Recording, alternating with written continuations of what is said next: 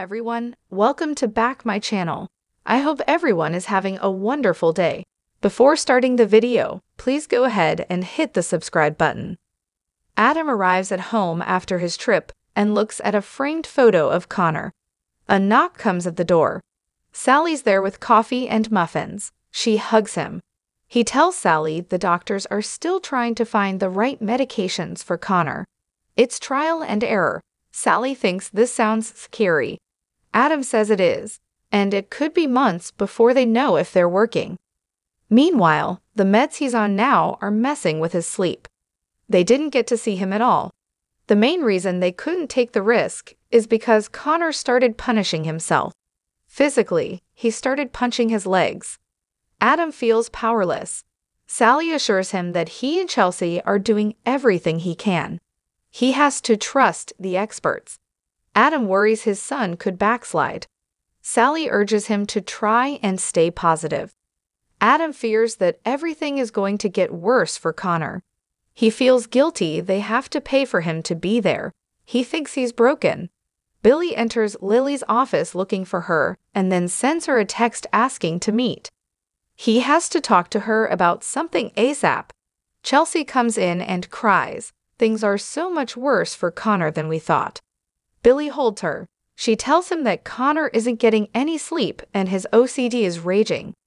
She cries that they can't even be in the same room with him or hug him. Billy thinks it will take time. Chelsea says she and Adam are part of the problem.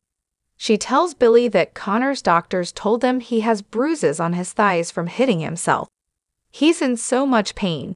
When is it going to end? Will my son be suffering for the rest of his life? At Society, Nate, Lily, and Devin discuss how upset Mamie was when she left the office. Nate thinks she felt ganged up on. Devin says she brought it on herself.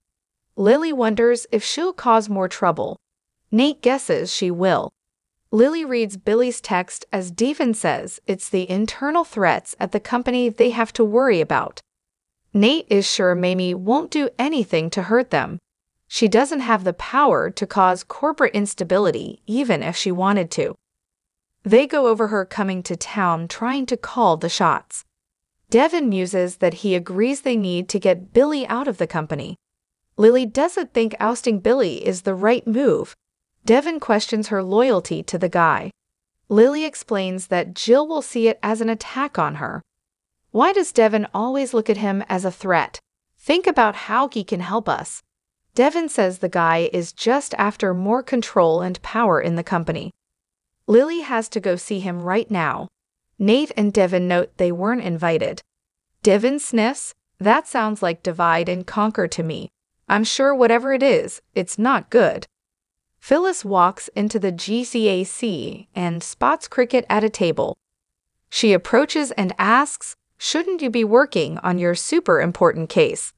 Christine replies, "Shouldn't you be minding your business?" They spar verbally as Phyllis needles. "You didn't really want Danny, did you? You just wanted to make sure I didn't get him." Chris says she's shooting her mouth off about things she knows nothing about.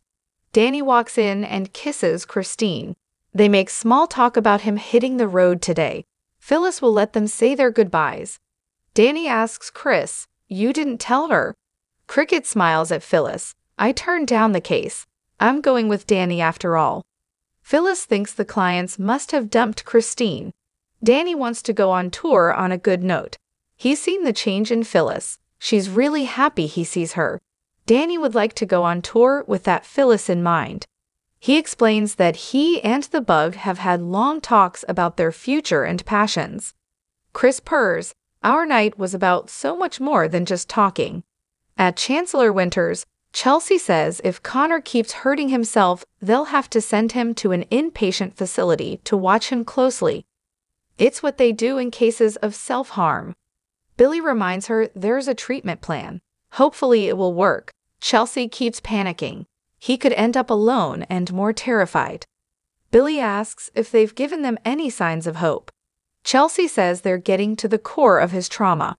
He has no sense of self-worth. Lily walks in and apologizes, sensing she's interrupting. Chelsea apologizes for interrupting Billy's work day. She has to get to Marchetti. Lily expresses her best wishes for Connor. Chelsea thanks her and leaves. Lily asks Billy if he wants to go after her. He thinks work will be a good distraction for her, and what I have to tell you can't wait.